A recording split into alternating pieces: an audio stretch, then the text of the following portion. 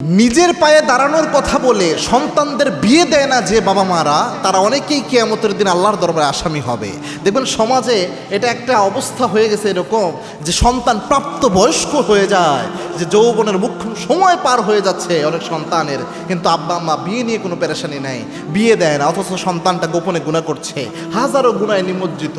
এই যে আব্বা আম্মারা রয়েছে যারা নিজের পায়ে দাঁড়ানোর নামে তথাকথিত সন্তানদেরকে বিয়ে দিচ্ছে না, এটার জন্য কিয়ামতে আসামি হবে। মেয়েদের ক্ষেত্রেও এই কাজটা অনেকে করছে, অনেক গার্জিয়ান, যে মেয়ে ডাক্তার হবে, মেয়ে ভালো একটা চাকরি নেবে, এরপরে বিয়ে দিবে, এরকম অনেক ফ্যামিলি রয়েছে, এই দিকে যাচ্ছে। কিন্তু বিয়েটা যে কত গুরুত্বপূর্ণ, যারা গুনাহে জড়ায় না, নিজেকে হেফাজতে চলতে পারে, গুণামুক্ত জীবনযাপন করতেছে, এই ক্ষেত্রে বিয়ে দেরি করতে পারেন যদি মনে হয় যে না তার সমস্যা নাই।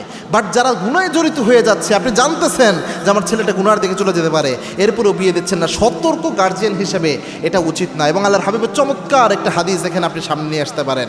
আল্লাহর হাবিব সাল্লাল্লাহু আলাইহি ওয়াসাল্লাম পিতা মাতাকে যতগুলো দায়িত্ব দিয়েছেন, তার মধ্যে একটা দায়িত্ব দিয়েছেন, সন্তান যখন প্রাপ্তবয়স্কা হবে তখন তাকে উপযুক্তভাবে বিয়ের ব্যবস্থা করে দেওয়া।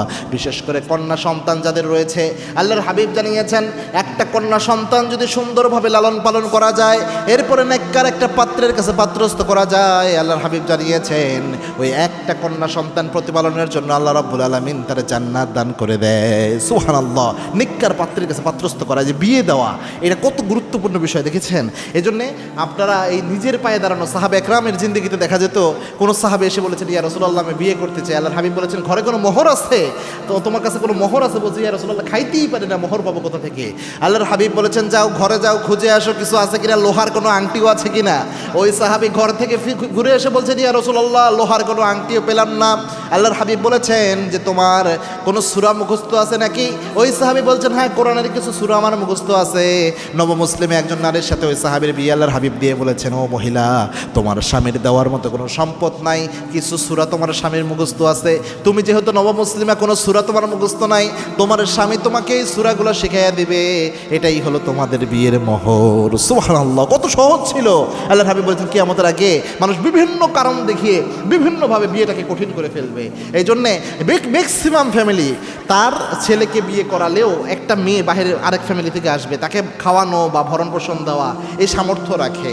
আবার অনেক মেয়ের বাবাও আছে যে তার মেয়েটাকে বিয়ে দিয়ে তারপরে পড়ালেখা চালায় নেওয়ার মতো সামর্থ্য সে রাখে, সাপোর্টটুক দেওয়ার মতো গার্জিয়ানের সামর্থ্য রাখে।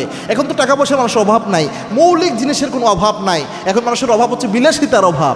তো সাহাবে একরাম আপনার যে সামর্থ্যের কথা হাদিসে এসেছে ইয়া মাআশার শাবাব মান ইসতাতা মিনকুমুল বাত ফালিয়াতাজাওয়াজ, সামর্থ্য বলতে হচ্ছে মৌলিক সামর্থ্য, ভরণ পোষণ, এটা সামর্থ্য যদি থাকে আপনার সাপোর্ট দেওয়ার মতো, সন্তান যেন গুনায় না জড়ায় যায়, এই জন্য দ্রুত বিয়ে দিয়ে দেন।